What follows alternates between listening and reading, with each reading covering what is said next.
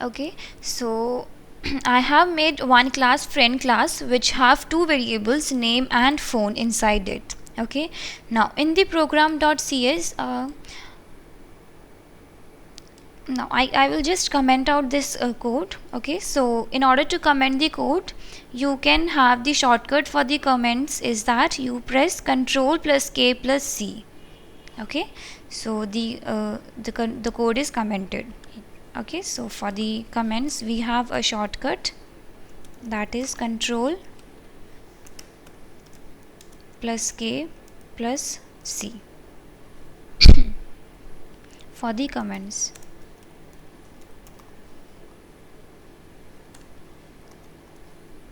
Okay, now what I'll do is that I'll first of all create the object of the friend class. Right, now what do you mean by object of the friend class? Okay, so first of all we'll create the object of the friend class.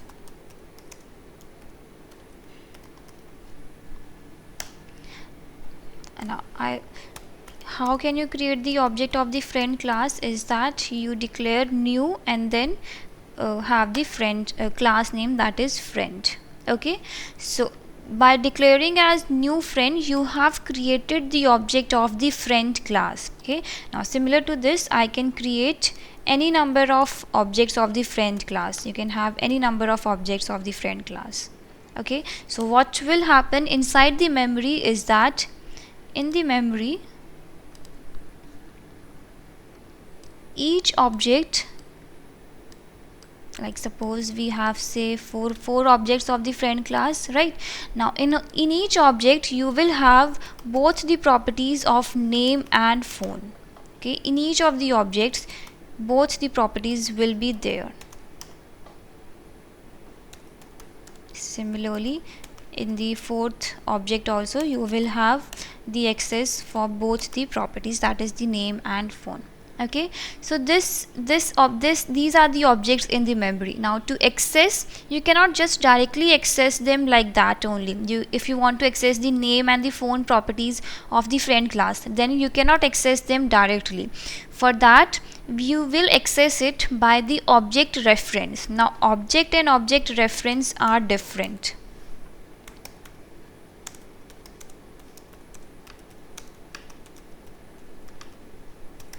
Object and object references are different. Just make a note over here that these both are different. Now if we write friend f1 is equal to new friend, okay, and now over here f1 is the reference to the object, it is not the object. Now many people think that f1 is the object of the friend class. It is not the object. This is the reference to the friend class, the friend class object. Okay, so the object is declared by the new keyword. When you declare a new before the class name, then the object is declared. Not f1 is not the object. f1 is just the reference to the object of the friend class. Okay, now similarly you can have another object, that is friend f2 is equal to new friend. Okay, so we have these two objects of the friend class. Okay, so f1 and f2 are the references to the friend class. Now each friend I can give a different value. Say suppose I want to assign the name of the friend class.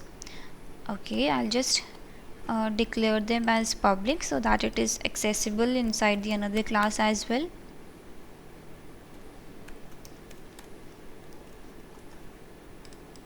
Now if suppose you want to assign the name of the friend class, first friend, say suppose f1 dot name is equal to a.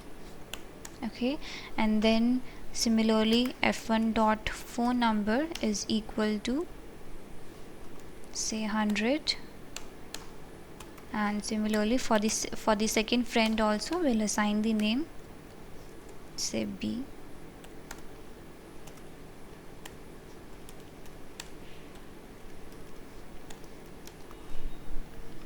Okay, so we have assigned the name and the phone number for both the friends. Now if you want to print the names of both the friends, then you can simply write console.writeLine f1.name and f2.name. Okay, so now when I run my code, okay, so you see that it prints the name of both the friends, that is A and B. Okay, so now what happens exactly in the memory is that you have this friend object. Okay, in the friend object we have the name and the phone properties for both the friends, for the first friend as well and for the second friend also. This is the second friend, which also has the name and the phone properties, right? So for the first friend we have assigned the name as A and the phone number as 100, right? And for the second friend we have assigned the name as B and the phone number as 200, right? So now what we are doing, what we have done is that first friend's object reference is f1. So what is this is f1 is pointing towards the first object and f2 is pointing towards the second object, right? Now this is the object, these are the objects, these is not the object, these are just referring to the objects of the friend class, the objects that we have declared. Okay, so f1 is pointing towards the first object and f2 is pointing towards the second object of the friend class. Okay, so now one more thing is that objects are there inside the memory, they will never move, but the references can move from one location to another, right? So now what do I mean by references can move is that if suppose I write f1 is equal to f2. Okay, now it is very important over here, just look over here, okay, so if I write f1 is equal to f2, now what happens is that we have these two objects of the friend class, this is the first object and this is the second object, right? So now when I write f1 is equal to f2, then initially f1 is pointing towards the first object, but when I write f1 is equal to f2, then f1 will stop pointing towards its initial position and will now point towards the location where f2 is pointing, right? So since f2 is pointing towards the second object, so now f1 will also start pointing towards the second object where f2 is pointing. Okay, right? So now if I print my name over here, say I write f1 dot name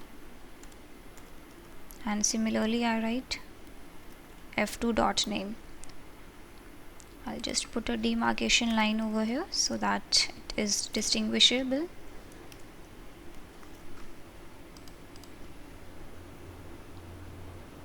Okay, so you see that it prints B and B for both the friends, that is f1 and f2, right? So as I told you that when I write f1 is equal to f2, then f2 will not point towards its initial location, it will point towards the location where f2 is pointing, right? So since f2 is pointing on the second object, so f1 will also start pointing towards the location where f2 is pointing, right? So as I told you that objects cannot move from their location, but references can move from one location to another location. Okay, like as we saw right now. Okay, so did you understand?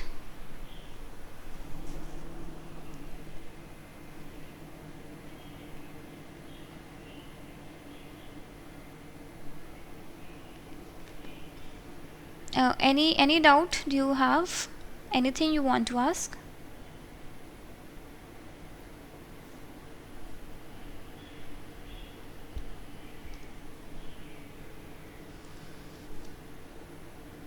Okay. So I just told you the basic that how it is done in C sharp. Now similarly we can do in Selenium as well. In Selenium also, as I told you, that everything is inbuilt. You just need to create the object of those classes and we'll just implement them. Okay. So similar, so side by side we will be learning Selenium and side by side we will be learning C sharp. Okay, so we will do both of them parallelly. Okay, so that both the concepts of both of them are cleared with you. Okay, so now say suppose I create one another class in my project, that is Selenium Basics.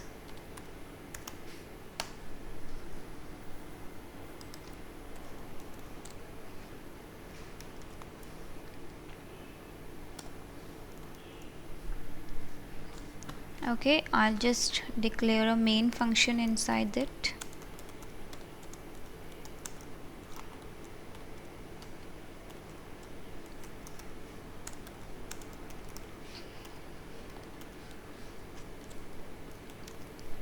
Now one more thing is that in Visual Studio in C sharp you cannot have more than one main function in a single program, in a single project. Okay, so as we have one main function inside this Selenium Basics class and another main function in this program.cs class, right? And now if I run my project, say suppose, then it will give you a build error stating that compile with main to specify the type that contains the entry point.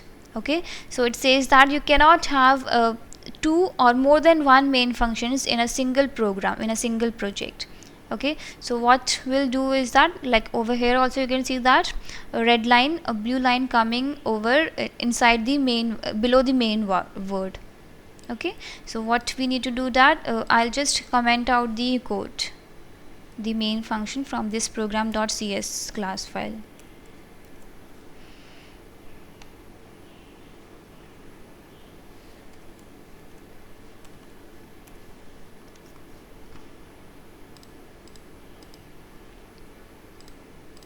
Now we can just build the solution. Now it's perfectly fine. Okay, now say suppose I create the object of the Firefox driver class, that is Firefox driver. I do control plus dot and you need to include the class from where it is coming, that is openqa.selenium.firefox. So I create the object of this class. Okay, and now when I run my code, you will see a blank Firefox opening up. Okay, now just a minute.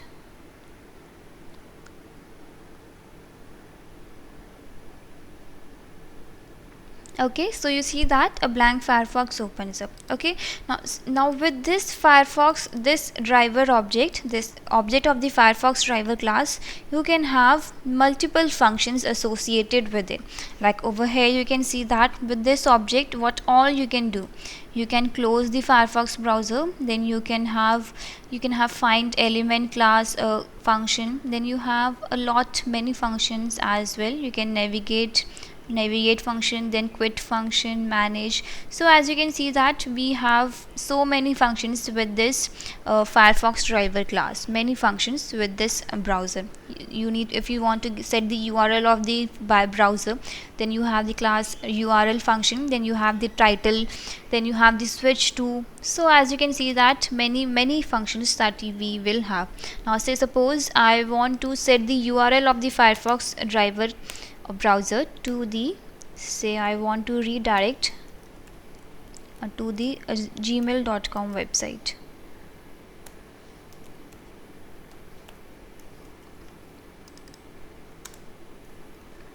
Okay, and now when I run my code,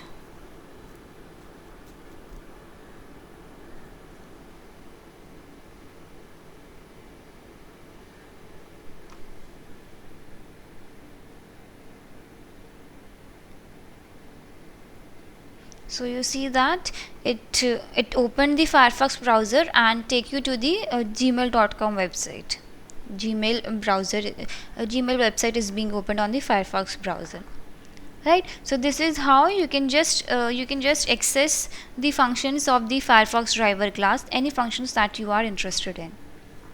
Okay, now if suppose you can have multiple objects of this Firefox driver class as well. Say suppose I create another object of the Firefox driver, say fd1 is equal to new Firefox driver, and then you want to say redirect the second browser to the URL cnn.com. okay, and now when I run my code,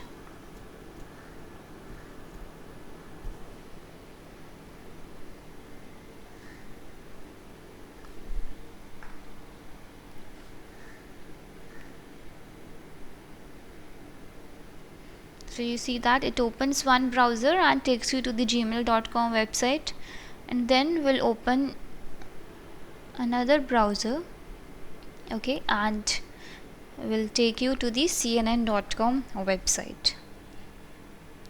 Okay, so you see that two browsers opening up. The first one takes you to the gmail.com website, and the another one takes you to the cnn.com website, right? So as like this, you can open multiple browsers at the same time with the help by just creating the objects of the Firefox driver class. Okay, but generally we open only single browser at one time. We don't open multiple browsers on the same machine at the same time. Okay, so we generally open only single browser. So I'll just remove one of the statement.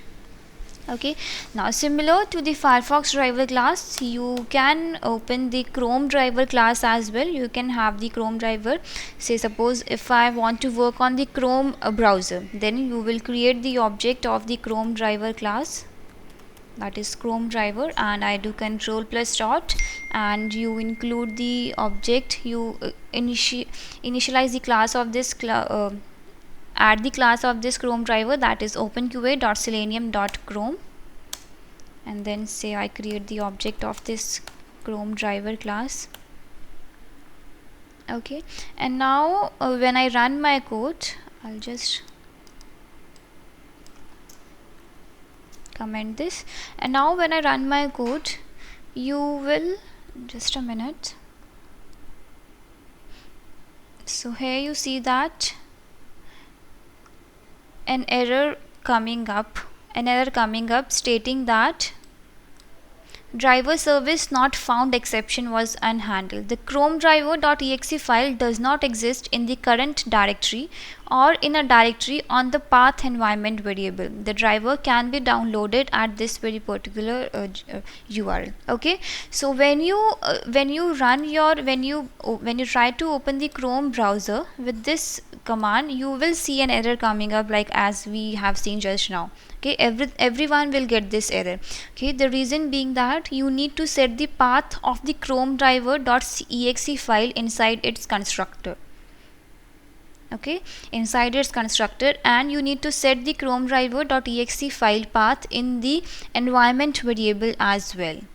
Okay, so what we have to do is that, like as he told us, that we need to download the Chromedriver.exe file from that very particular URL. Okay, so you can download it from the official website of Selenium as well, that is over here under the third-party browser drivers. We have the Google Chrome driver also with us. You can just download it, the latest version being 2.21, and you can download according to your system requirements. Say I download for the Windows, and I click on OK. Okay, so it gets downloaded over here. I'll just extract it.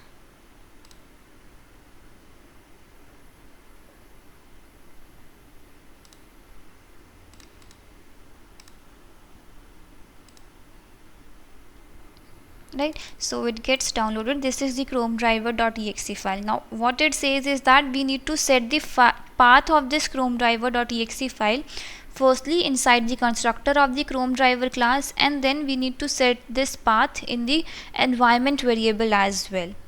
Okay, so what we need to do is that I'll just copy the path of the exe file and keep it over here. Just a minute.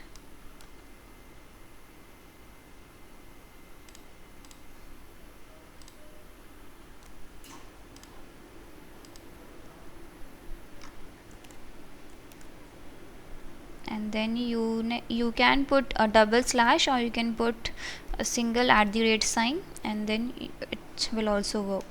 Okay, so I have set the path of the Chromedriver Dot Exe file in the constructor, and then secondly what you need to do is that you need to set them in the environment variable as well. So we go to the properties of our computer, we go to advanced system settings, environment variables, and in the system variables you need to edit the path. So I edit the path variable, and then at the end put a semicolon and then add the path of your Chromedriver Dot Exe file. Okay, so I have, just a minute.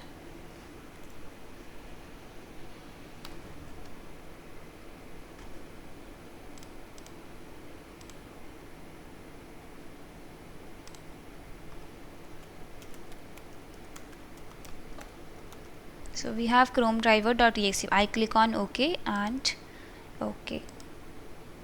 Right, so it's done. And now when I run my code again, so now you'll see that the Chrome browser will be opening up.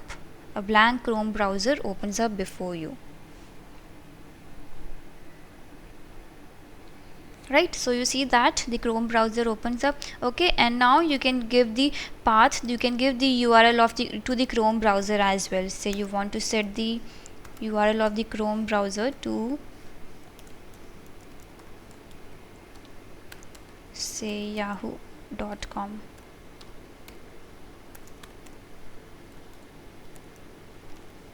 Okay, and now when I run,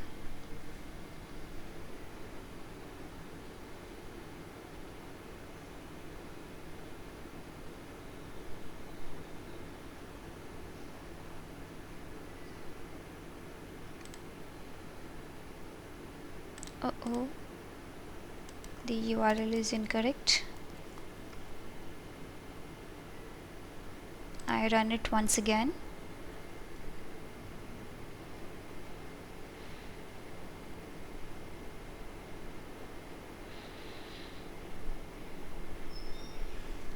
Right, so you see that it takes you to the yahoo.com website in the Chrome browser.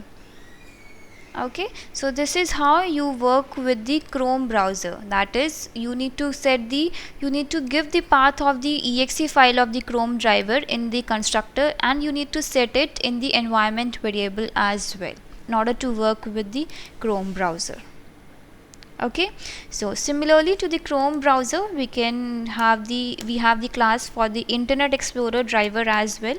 That is, if suppose you want to work with the Internet Explorer driver, then you need to create the object of the Internet Explorer driver class. I do control+dot and I add the reference from where it comes, that is openqa.selenium.ie, and I create the object of the Internet Explorer driver class.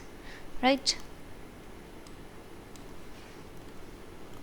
okay, and now when I run this script, so over here also it gives you the same exception as driver service not found exception. Okay, that is, you need to set the path of the IE driver as well in the environment variable and in the constructor, like we did with the Chrome browser.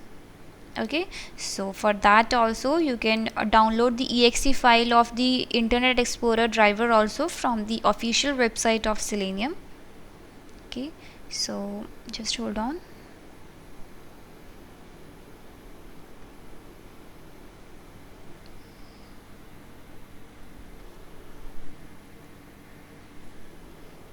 Just a minute.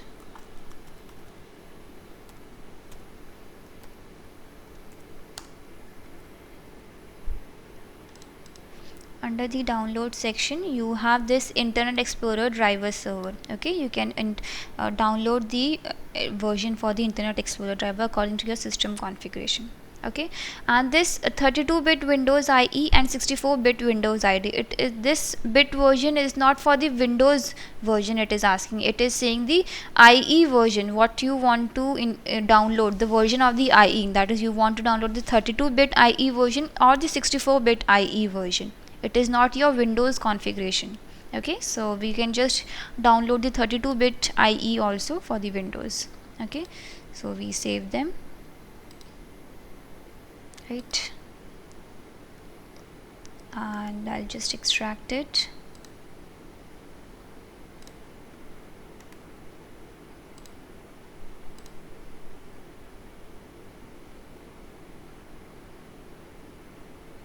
Okay, so this is the exe file, so we'll just take the path of this exe file in our project.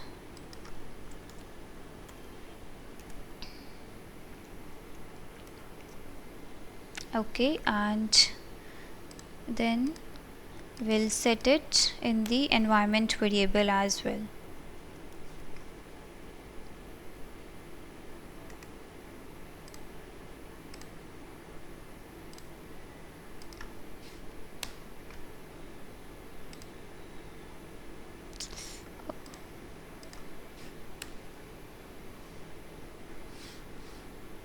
You put a colon, semicolon, and then paste the path for the exe drivers, for the IE drivers exe file. Okay, so you click on OK, OK, and OK. Okay, and then right, and now when I run my code again, so it will now open the IE driver. Okay, so you see that it opens the IE browser before you, right? And if similarly you can set the URL for the IE browser as well, that is you can set IE dot the URL is equal to, say you want to redirect to google.com.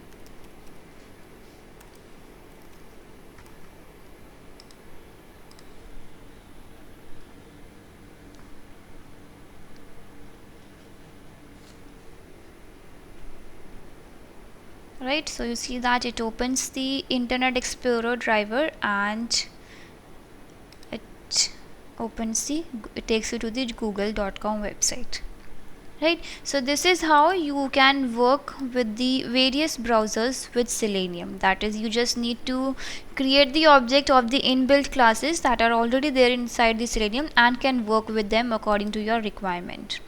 Okay, so for the Firefox, when we create the object of the Firefox driver class, it automatically finds the exe file and opens it. But for the Chrome and the IE browser, we need to set the path of the exe file inside its constructor. Okay, so this is how you work with the various browsers in Selenium, right? So any doubts still here, anything you want to ask?